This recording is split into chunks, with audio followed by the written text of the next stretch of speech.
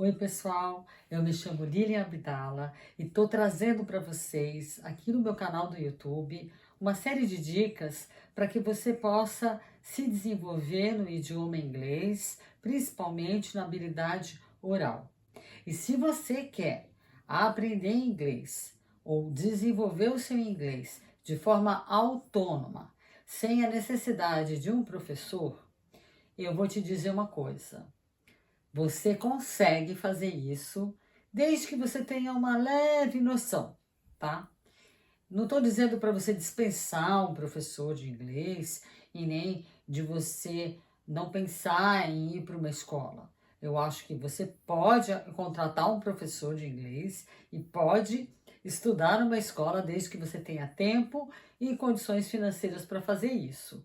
Mas paralelo a isso, tem o seu estudo e também tem algumas diretrizes que você pode seguir para saber se esse curso que você está fazendo, ele está indo de encontro com o desenvolvimento da habilidade oral, que seria a conversação.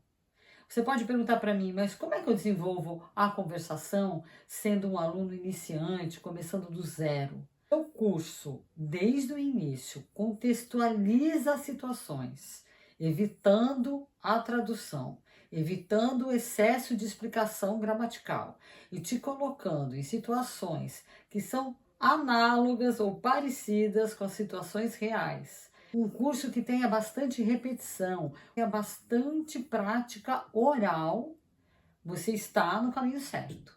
Se é um curso que enfatiza demais regras, que explica demais muita coisa, você não está no caminho certo. A primeira dica que eu dou é evitar ao máximo a tradução. A tradução não é um bom caminho para você adquirir conversação no inglês. Por quê? Porque quando você traduz alguma coisa, você coloca o português no meio. E a interferência do português, ela é muito ruim, apesar de que a gente pensa em português. E como é que a gente vai pensar em inglês um dia? É tirando o português da área. Então, quando eu introduzo uma palavra nova, olha, eu vou pegar um objeto aqui, que está na minha mão. Estou improvisando, hein? What's that? Bom, você olha para isso e você vai falar This is a tambourine. Tambourine. Repeat.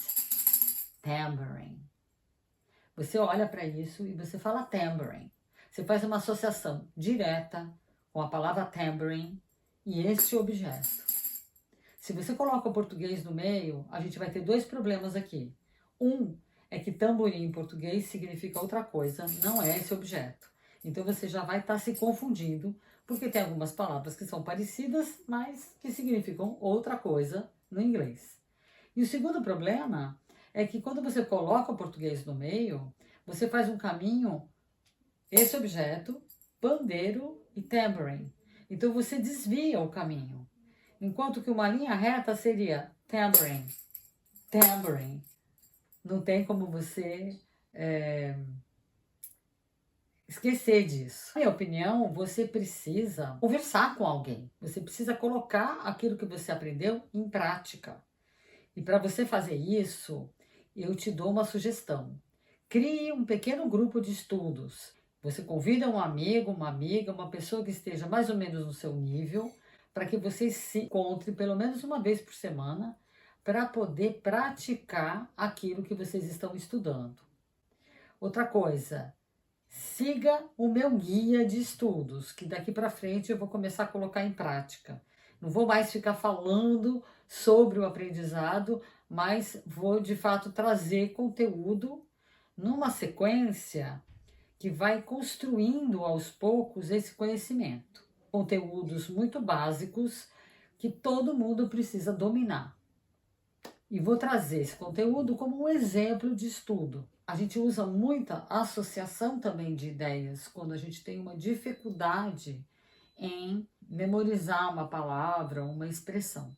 As associações, eu já trago algumas que eu criei, mas isso não impede de você usar sua criatividade e de você também brincar com associações de ideias. Às vezes são caminhos bem malucos, mas que vão te ajudar a lembrar daquilo de forma rápida, porque a língua falada ela é muito dinâmica e ela tem uma certa velocidade.